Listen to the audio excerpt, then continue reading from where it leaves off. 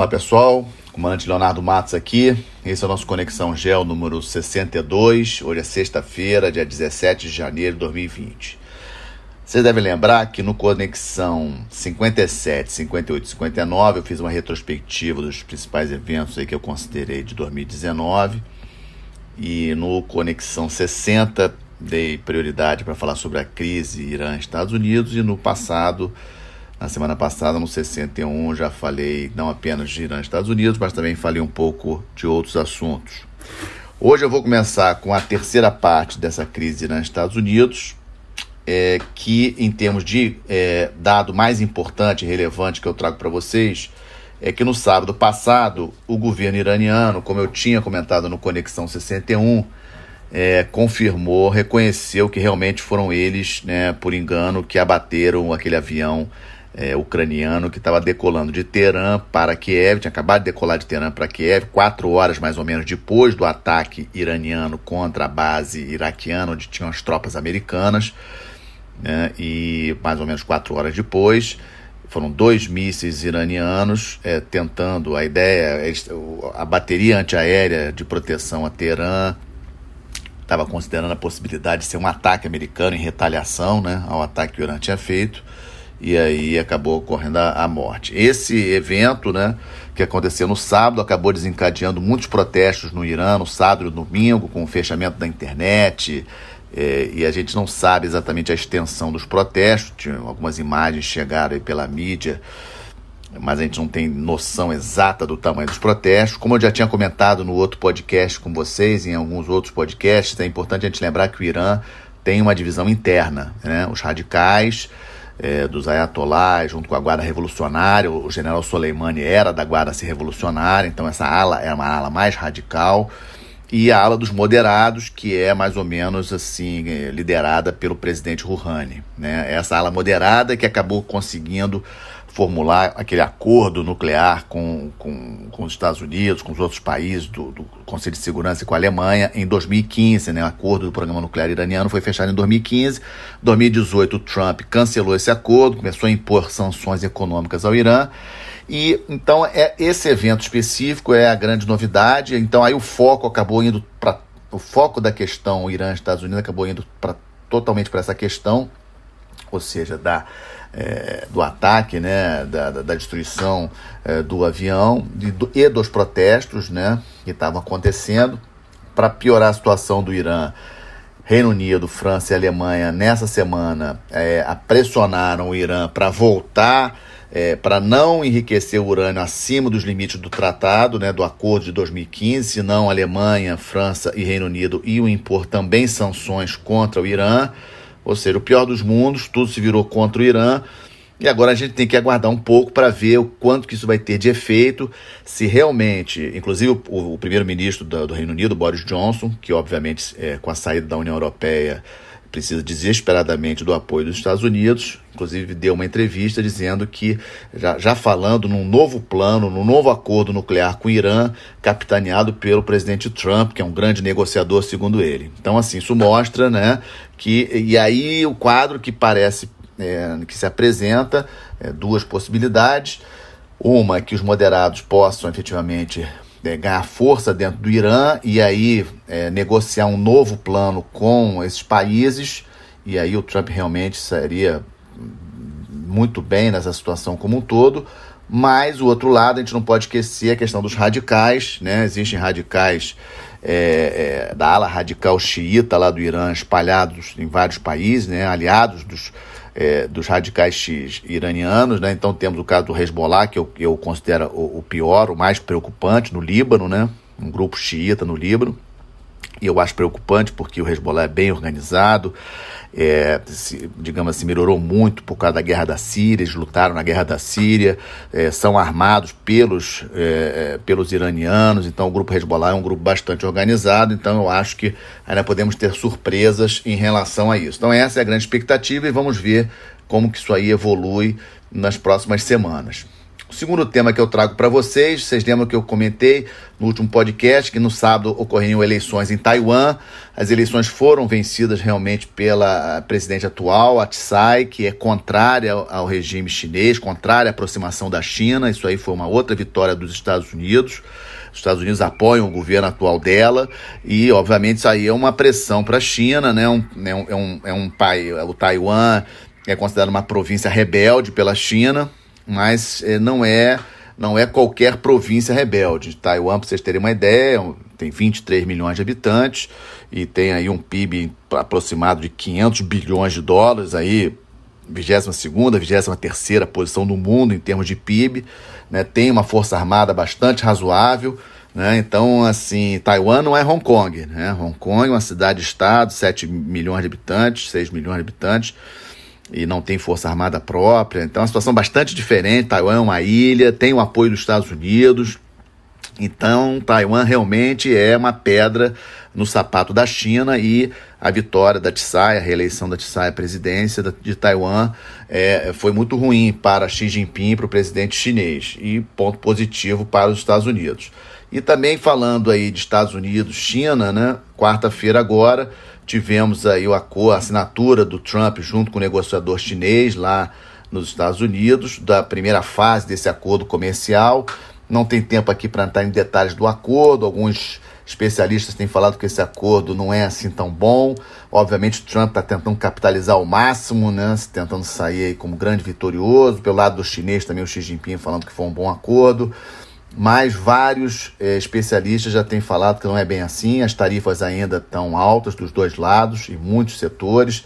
Flexibilizaram algumas compras, aí, alguns valores em termos de vendas de um país para o outro, né, em termos de produtos a serem vendidos. Os mercados internacionais, obviamente, reagiram bem, porque um ponto importante que a gente não pode esquecer, que Estados Unidos e China correspondem a 40% de toda a economia global. É muita coisa, né? 40% de todo o PIB do planeta é muita coisa. Então, qualquer melhora nas relações econômicas entre esses dois países, obviamente, é positivo para a economia global de uma maneira geral. Então, as bolsas no mundo têm reagido positivamente aí já desde o início do ano. Depois da crise, obviamente, teve o problema da crise ali do Irã e Estados Unidos, mas esse acordo China-Estados Unidos foi visto aí de maneira positiva. Então, mais um ponto para o Trump. Trump saindo essa semana aí bastante valorizado com esse evento, tanto a questão do avião ucraniano que foi abatido pelos iranianos, então o foco está todo contrário ao Irã, e nessa questão em Taiwan, a Tsai, que é favorável, foi reeleita, a presidente atual foi reeleita, né, favorável ao governo dos Estados Unidos, e agora o acordo comercial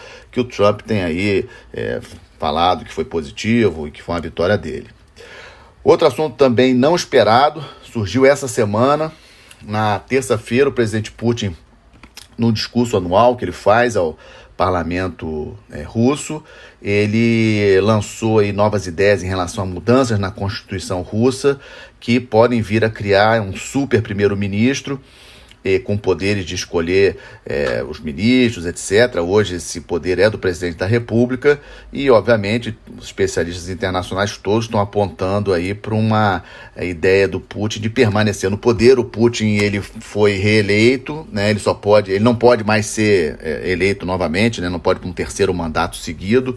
Lembrando que o Putin teve 2 mandatos seguidos, depois ele ficou como primeiro-ministro do Medvedev, que foi presidente de 2008 a 2012, e de 2012 para cá, o Putin foi eleito no mandato, agora foi reeleito e ele fica presidente até 2024, e essa notícia aí de terça-feira caiu com uma certa bomba, e a bomba foi maior que o seu primeiro-ministro, o Medvedev, saiu, né? Renunciou das funções de primeiro-ministro. O Putin já escolheu um substituto na quinta-feira, ontem, e já foi ratificado, inclusive, pelo parlamento russo, que é um burocrata, ninguém conhecia, o Mikhail Mishustin, que é secretário de Receita Federal do governo russo lá há 10 anos, um desconhecido, não tem nem partido político.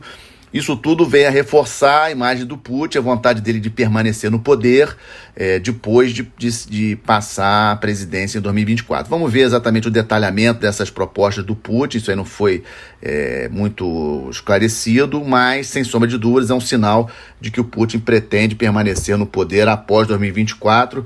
Aliás, como é o caso do Xi Jinping lá na China, a gente não pode esquecer.